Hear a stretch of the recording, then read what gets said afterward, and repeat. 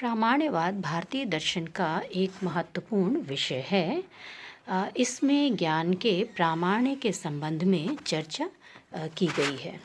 और इस संदर्भ में भारतीय दर्शन में न्याय दर्शन और मीमांसा दर्शन में प्रामाण्यवाद की विशद चर्चा हमें मिलती है। प्रामाण्यवाद के संदर्भ में दो मुख्य प्रश्नों पर विचार किया जाता है। वह है कि ज्ञान की प्रामाणिकता का निर्धारण कैसे होता है, और दूसरा है ज्ञान में अप्रामाणिकता का निर्धारण किस प्रकार से होता है। और इन दोनों ही प्रश्नों पर दो दृष्टियों से विचार किया जाता है कि ज्ञान में प्रामाणिकता की उत्पत्ति किस प्रकार से होती है और उसकी ज्ञप्ति किस प्रकार से होती है। यानी जो ज्ञान में प्रामाणिकता की उत्पत्ति का साधन क्या है, और जिसके द्वारा हम उसका ज्ञान प्राप्त करते हैं वो उसका यानी ज्ञान उत्पादक सामग्री और ज्ञान ग्राहक सामग्री, इन दोनों के संदर्भ में विचार किया जाता है। इसी प्रकार से ज्ञान की अप्रामाणिकता के संदर्भ में भी इन्हीं दोनों प्रश्नों को ध्यान में रख करके उस पर विचार किया जाता है कि अप्रामाणिकता की उत्पत्ति किस प्रकार से होती है और अप्रामाणिकता की ज्ञप्ति किस प्रकार से होती है। आज हम जिस विषय पर चर्चा कर रहे हैं उसमें केवल दो सिद्धांतों पर हम चर्चा कर रहे हैं, जिनमें न्याय दर्शन का परतः प्रामाण्यवाद है और मीमांसा दर्शन का स्वतः प्रामाण्यवाद है। सबसे पहले हम न्याय दर्शन के परतः प्रामाण्यवाद को लेते हैं, लेकिन इससे पहले एक महत्वपूर्ण विषय पर ध्यान आकर्षित करना चाहती हूँ मैं कि प्रामाणिकता का या प्रमा का तात्पर्य क्या है कि प्रमा किसे कहते हैं। इस संदर्भ में जो उत्तर हमें मिलता है वो है कि वस्तु का स्वरूप में ज्ञान जो है वो यथार्थ ज्ञान है, और वो यथार्थ ज्ञान प्रमा कहलाता है।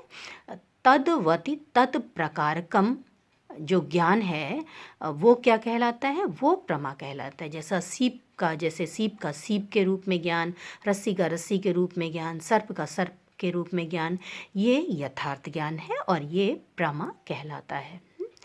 अप्रमा क्या है?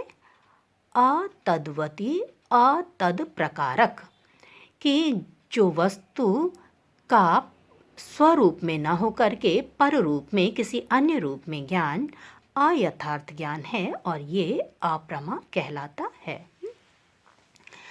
न्याय दर्शन प्रामाण्यवाद के संदर्भ में परतः प्रामाण्यवाद को स्वीकार करता है।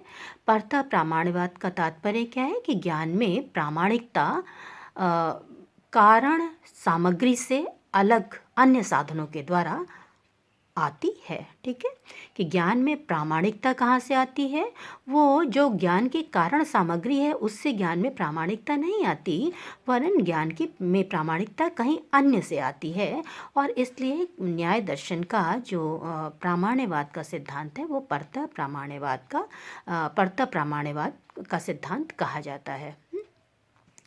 न्याय दर्शन न परतः प्रामाण्यवाद को न केवल ज्ञान की उत्पत्ति के संदर्भ में स्वीकार करता है, बल्कि प्रामाणिकता की प्राप्ति के संदर्भ में भी वह परतः प्रामाण्यवाद को स्वीकार करता है। यानी ज्ञान में प्रामाणिकता की उत्पत्ति भी परतः है और प्रामाणिकता की ज्ञप्ति भी परतः है।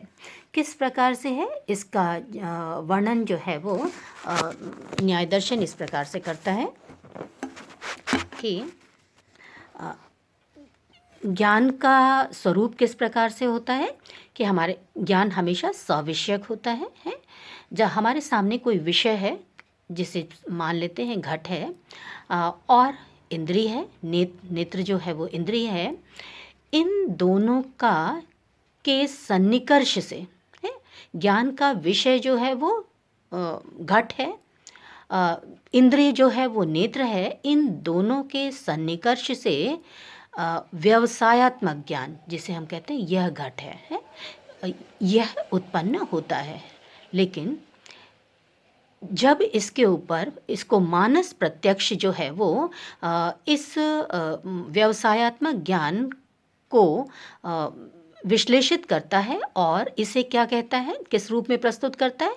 अहम घटम जानामि, कि मैं घट को जानती हूँ। तो ये ज्ञान क्या कहलाता है? अनुव्यवसायत्मक ज्ञान कहलाता है।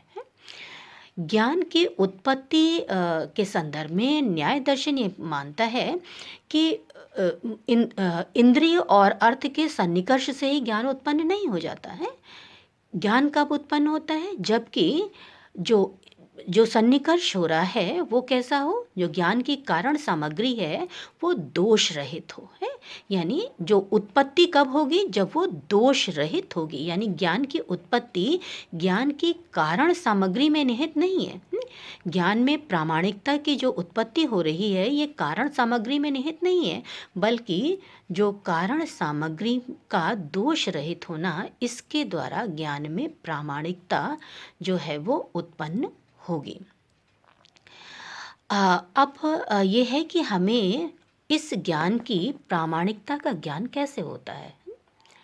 न्याय दर्शन ये कहता है कि हमें इस ज्ञान की प्रामाणिकता का ज्ञान भी परता होता है।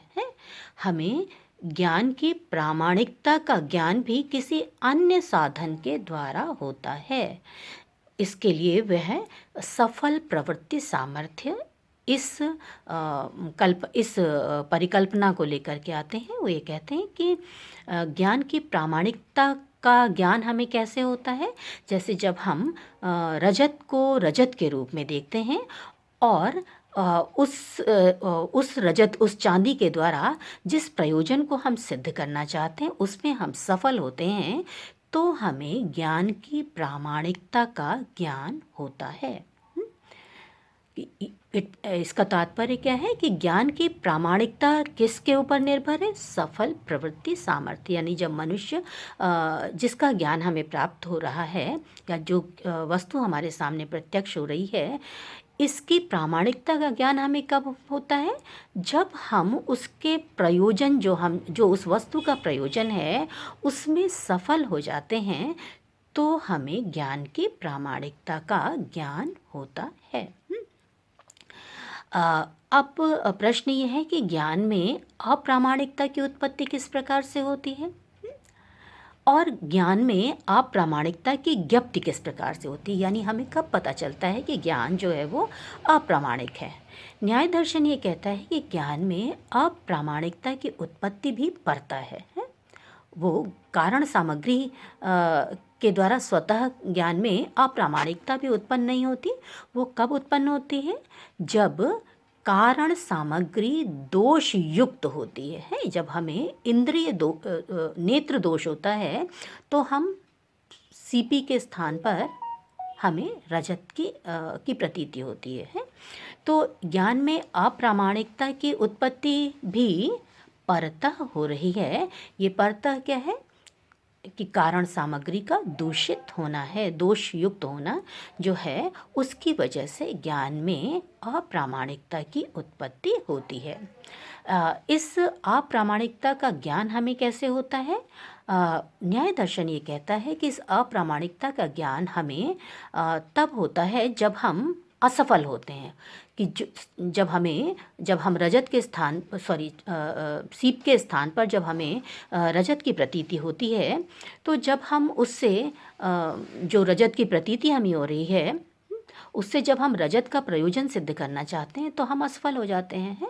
या इसी प्रकार रेगिस्तान में जब हमें जलाशय दिखाई देता है तो जब हम पास जा कर के उससे जल का प्रयोजन, अपनी प्यास बुझाने का प्रयोजन सिद्ध करना चाहते हैं तो हम असफल हो जाते हैं। तो इस प्रकार ये असफल प्रवृत्ति जो है वो ज्ञान के द्वारा हमें ज्ञान की अप्रामाणिकता का ज्ञान होता है। ठीक है, तो इस प्रकार हमें देखते हैं कि जो न्याय दर्शन का प्रामाण्यवाद का सिद्धांत है वो परतः प्रामाण्यवाद का सिद्धांत है, जो ये मानता है कि प्रामाणिकता, ज्ञान में प्रामाणिकता की उत्पत्ति और ज्ञप्ति दोनों ही कैसे होती है? परतः होती है। इसी प्रकार अप्रामाणिकता की उत्पत्ति और ज्ञप्ति भी कैसी है? परतः है। यानी ज्ञान उन साधनों से अलग साधन के द्वारा हमें ज्ञान में प्रामाणिकता का ज्ञान हो रहा है, और ज्ञान में अप्रामाणिकता का ज्ञान भी हमें किसी अन्य साधन के द्वारा होता है। दूसरा सिद्धांत जो है वो मीमांसा दर्शन का स्वतः प्रमाणवाद का सिद्धांत है। ये सिद्धांत स्वतः प्रमाणवाद का सिद्धांत जब मीमांसा दर्शन ये स्वीकार करता है तो वो दोनों ही प्रश्नों पर चर्चा करता है कि ज्ञान में प्रामाणिकता का निर्धारण कैसे होता है और अप्रामाणिकता का निर्धारण कैसे होता है। और यहाँ पर वो मीमांसा दर्शन ये स्पष्ट कर देता है कि जो ज्ञान की प्रामाणिकता है उसका निर्धारण कैसे होता है, स्वतः प्रमाण होता है, वह स्वतः हो जाता है, जबकि अप्रामाणिकता का निर्धारण जो है वो परता होता है, यानी किसी अन्य साधन के द्वारा जो है वो ज्ञान की में अप्रामाणिकता का निर्धारण होता है। ज्ञान में ज्ञान को की प्रामाणिकता का स्वतः निर्धारण मीमांसा दर्शन क्यों स्वीकार करता है, इस संदर्भ में मीमांसा दर्शन का यह मानना है कि ज्ञान जो है वो क्या है, स्वप्रकाश होता है। और जब हम कहते हैं कि ज्ञान स्वप्रकाश होता है तो ये न केवल विषय को प्रकाशित करता है बल्कि स्वयं को भी प्रकाशित करता है। विषय के साथ साथ ज्ञान स्वयं को भी प्रकाशित कर देता है। तो इसलिए ज्ञान प्राप्ति के प्रथम क्षण से ही ज्ञान जो है वो ज्ञायमान हो जाता है। और मीमांसा दर्शन ये कहता है कि ज्ञान का स्वरूप अयम घटा नहीं होता। ज्ञान का स्वरूप क्या होता है कि हम घट को जानते हैं। और इस प्रकार ज्ञान में ज्ञाता, ज्ञेय और ज्ञान ये तीनों ही सम्मिलित होते हैं।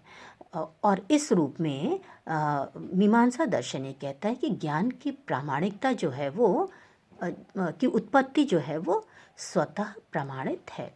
और साथ ही वो ये भी कहता है कि इसका ज्ञान भी जो है वो स्वतः प्रमाणित है। इसकी जो ज्ञप्ति है वह भी स्वतः प्रमाणित होती है, क्योंकि ज्ञाता जो है इस ज्ञान की प्रक्रिया में ज्ञाता, ज्ञेय और ज्ञान ये तीनों ही सम्मिलित होते हैं।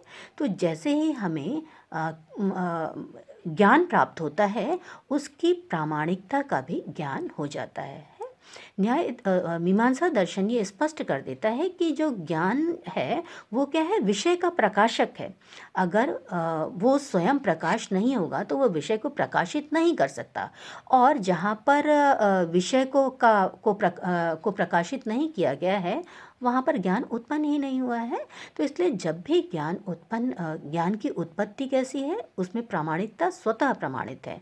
और इस प्रामाणिकता का ज्ञान भी कैसा है, वह स्वतः प्रमाणित है। ठीक है। लेकिन मीमांसा दर्शन यह कहता है कि जो अप्रामाणिकता है ज्ञान में, वह परता है। किस कारण से पड़ता है, वे कहते हैं कि जो ज्ञान में और ये अप्रामाणिकता जो है वो उत्पत्ति के रूप में भी पड़ता है और ज्ञप्ति के रूप में भी पड़ता है। उत्पत्ति के रूप में कैसे पड़ता है कि मीमांसा दर्शन ये कहता है कि ज्ञान में अप्रामाणिकता की उत्पत्ति कैसे होती है कि वो परता होती है क्योंकि कारण सामग्री में जब दोष होता है यानी बाधाएं आती हैं तो ज्ञान उत्पन्न ही नहीं होता है। जिसको हम ज्ञान कह रहे हैं तो वो कैसा है, अप्रामाणिक है। तो ज्ञान जब भी उत्पन्न होगा तो वो प्रामाणिक होगा, लेकिन अप्रामाणिकता की उत्पत्ति कैसे है, परता है। यानी जब कारण सामग्री में बाधाएं आ जाती हैं, अवरोध उत्पन्न हो जाते हैं तो ज्ञान उत्पन्न नहीं होता। इस प्रकार जो क्या उत्पन्न होता है, ज्ञान में अप्रामाणिकता उत्पन्न होती है। और ये अप्रामाणिकता किस वजह से है, कारण सामग्री में दोष की वजह से है। दूसरा यह है कि इस अप्रामाणिकता का हमें ज्ञान किस प्रकार से होता है।